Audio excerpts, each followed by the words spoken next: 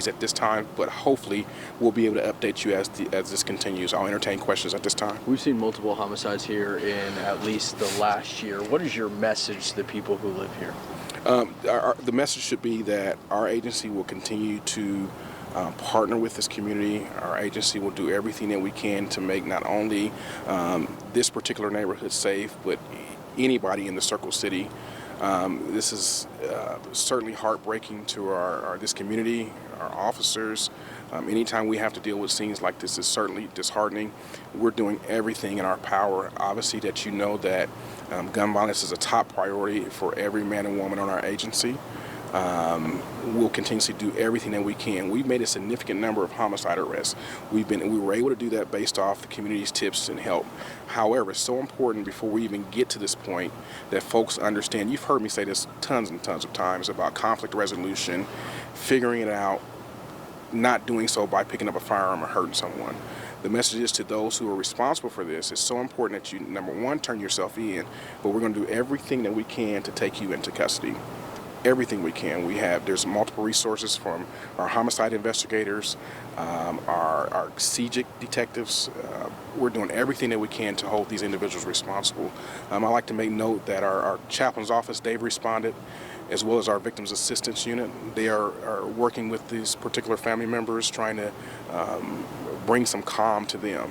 Obviously, you can imagine what they're going through. So it's certainly disheartening. Again, we'll be out here for some time trying to piece together exactly what occurred. We saw a couple of people detained, or at least going away in officer cars. Do you have a suspect at this time, or anybody detained? No suspect in custody. Obviously, to my understanding, there was some type of disturbance that occurred prior to officers arriving. As you can imagine, the type of scene whenever you have 3 people shot, there are lots of moving parts, and so not necessarily that they're in custody, but they may be detained until officers can figure out who's who and what's what. Whenever we have a case, a complex case like this, we want to make sure that we cover every base to make sure that as an agency we don't miss anything, because we want to bring justice to these families who have to particularly deal with this. This is an apartment complex that has seen its fair share of violence. Do IMPD officers plan to patrol this? Absolutely. Our community relations officers, as well as our beat officers, will continue to not monitor or not overly police, but we want to partner with this particular complex. I know our East District commander will do everything that he can to provide resources, not just from a police standpoint, but we want to make sure, we want to understand why these things are happening, why these acts of violence may be happening in this particular area. And I know that he'll do everything that he can. I'll have a call with him shortly.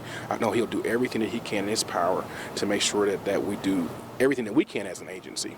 Do we have any updates on the other 2 victims, their conditions right now? Right now, to my understanding, they're in, I believe, both in serious condition.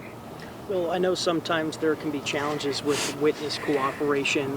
Right now, are your officers having any of those issues right now, or people sort of talking and sharing any information that they've seen gathered before? Haven't made it that far yet, but witness cooperation is always key.